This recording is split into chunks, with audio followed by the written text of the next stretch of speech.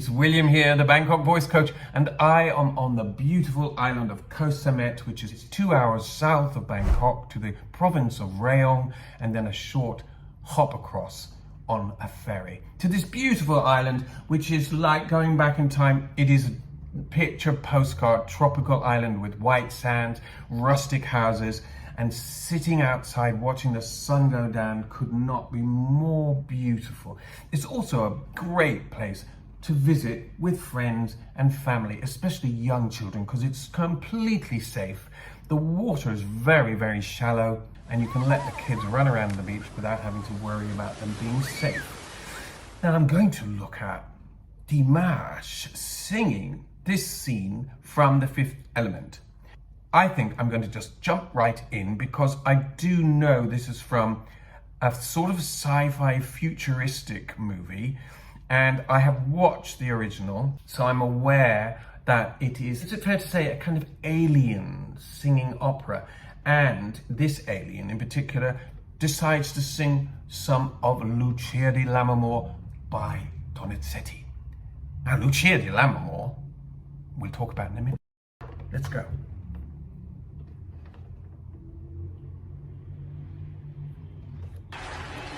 This is the Bastow concert 2017.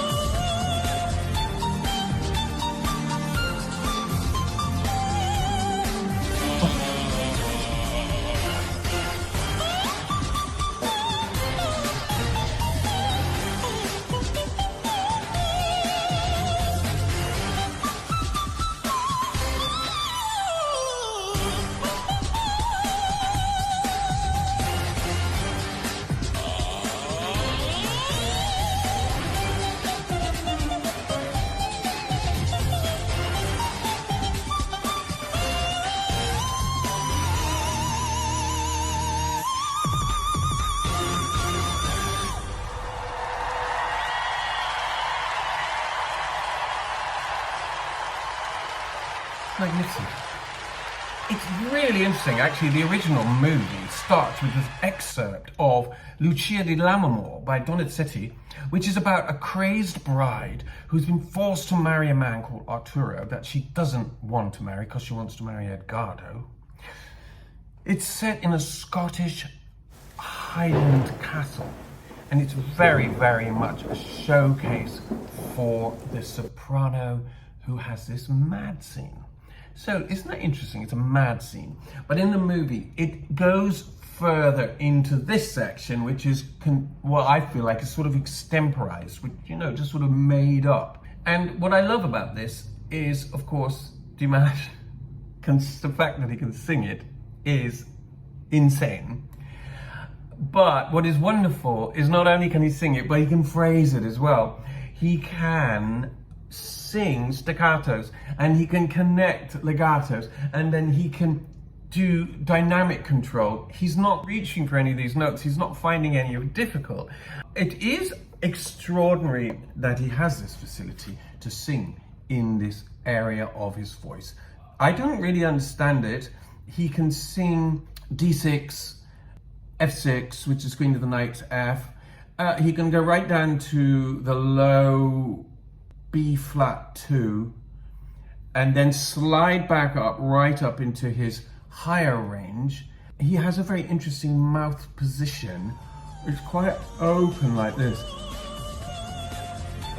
So it's very relaxed inside, and he's getting a lower larynx, and then he's able to go into the staccato. I really don't think that there's much explaining how he does it. I would equate it most of all to a coloratura soprano's technique, which is exactly this. It is this light touch and great breath control, and then the ability to lean in and out of notes. The voice is naturally placed in the right way, and he's able to staccato on these notes. He's able to touch, start the notes exactly on the note. He doesn't reach up. He doesn't have any extra breath at the beginning. He's like, he's very instrumental in the way he sings, in the way he uses his voice as an instrument.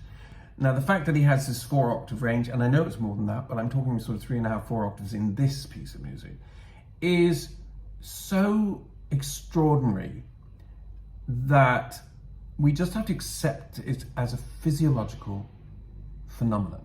I think we have to look at his physiology as well, that he has got a really quite a large jaw. He's got amazing cheekbones.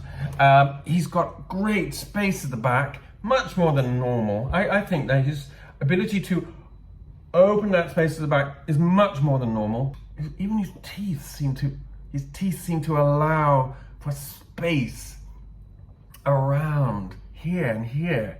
When you think about physiologically gifted singers whose larynx are supposed to be larger than normal when under examination, and whose frame is big, and whose physiology of the face is big, I think of Dame Joan Sutherland.